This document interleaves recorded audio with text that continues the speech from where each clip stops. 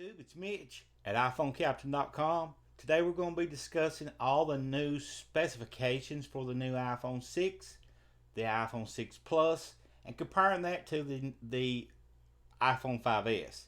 So maybe we can help you make a better judgment as to which device that you probably would be best to purchase.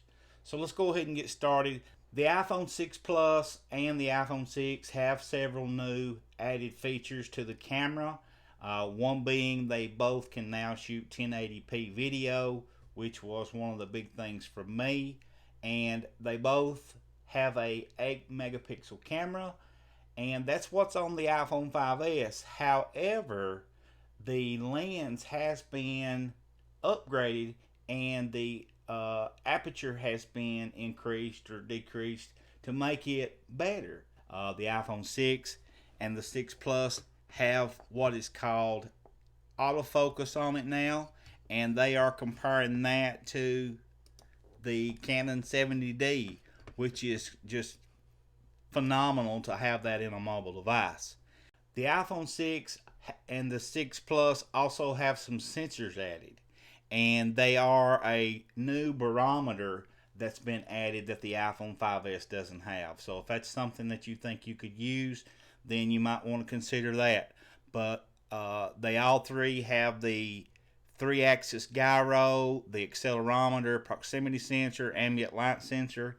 All of those sensors are still there in all three devices. The only new sensor is the barometer sensor. So keep that in mind. When you're talking about power and battery, the iPhone 6 Plus has a lot bigger battery than the iPhone 6 and the iPhone 5S. Actually, the talk time for the iPhone 6 Plus is 24 hours on 3G, whereas on the iPhone 6 it's just 14 hours, and on the iPhone 5S it's 10. So that's a huge jump from 10 hours to 24 hours of talk time on 3G. That's pretty awesome if you ask me. Standby, you got 16 days on the iPhone 6 Plus. On the iPhone 6 you have 10 days, and on the iPhone 5S you have 10 days as well. So not a whole lot going on there. Internet use, you got 12 hours on 3G. You have 12 hours on LTE, 12 hours on Wi-Fi. That's on the Plus. On the iPhone 6, you have 10 hours pretty much across the board. And when you go to the iPhone 5S, that pretty much drops to 8 hours. And you still have the remaining 10 hours on Wi-Fi, though. So not a whole lot of variation there. In video playback, you got 14 hours on the Plus, 11 on the iPhone 6, and 10 on the iPhone 5S. Audio playback, 80 hours on the iPhone 6 Plus, 50 on the iPhone 6, and 40 on the 5S. So that's another huge jump from 50 hours to 80 hours if you're going from the 5S to the 5 to the iPhone 6 Plus. Now, guys, personally, when you start talking about devices of this size, iPhone 6 Plus has a 5.5 inch display. I'm going to show you something here that you can physically look at. This is 5-inch display, just 5-inch. Okay. Now I want you to look when I lay it in my hand. My thumb cannot reach across to the opposite corner on either side. Now, I have a handicap that limits me from using my right arm. Therefore, being able to use a phone with one hand is very important to me. And now Apple has developed something they're calling reachability. Now, this is going to be available on the iPhone 6 and the Plus both. So, keep that in mind. You're still going to be able to use it on the iPhone 6. Early on, I thought it was only going to be available on the 6 Plus, and I was sort of disappointed. But when the specs came out and I was looking over them, it is going to be available on the iPhone 6. So what it does, reachability actually drops the screen down to the lower half, so you can reach everything down here with just your thumb. making it very accessible for a one-hand use, which is something that that's a must for me, and it's just something that's going to be convenience for you.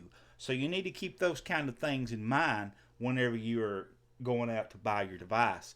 And also, you have this new IPS technology that's in a lot of computer monitors. I know it's in the iMac here, and this other monitor I have here has the IPS technology, which makes a lot finer, better picture when you're talking about pixelation. Um, but just overall, guys, the iPhone 6 has a 1920 by 1080 resolution with a 401 ppi. The iPhone 6 has a 334 by 750 and a 326 ppi, whereas the iPhone 5S has a 1136 by 640 with 326 ppi. So the ppi is really the same on the 5S and the 6, but the size of the screen has increased. So what worries me, if that's the case, it would only make common sense that pixelation will be worse on the iPhone 6. But I just don't see Apple releasing something that would be the case. So I'm anxious to see how they get around that. Next up, we'll talk about the processors for your speed. The iPhone 6 and the 6 Plus have the A8 processor with the M8 Motion co-processor. So that's something that's going to help boost your speed dramatically. The iPhone 5S has the A7 processor with an M7 Motion co-processor. All three devices are still going to have the Intelligent Assistant Siri that will be available there, so that won't be a problem at all for that. Now the next big thing, guys, is price. I have to drop the bomb last. Now, if you're going to be getting this on a contract, it's not going to be all that bad, because a 16 gigabyte iPhone 6 Plus on a 2-year contract is $299 for the 16 gigabyte. Now, the 64 gigabyte is $399. The 128 gigabyte is $499. Now, we're on a contract. Now we're going to the iPhone 6 on a 2-year contract. The 16 gigabyte, $199. 64 gigabyte, $299. 128 gigabyte, $399. The iPhone 5S on a 2-year contract, 16 gigabyte, $99. Now they're still releasing the 32 gigabyte for the 5S on a 2-year contract, $149. So you're getting a heck of a deal on the 5S now. See, because the next release, now these iPhone 6 prices will fall down to where the 5S price is now. So if you're someone that's always running a device behind, then you're going to be right on, doing it up, getting an awesome deal.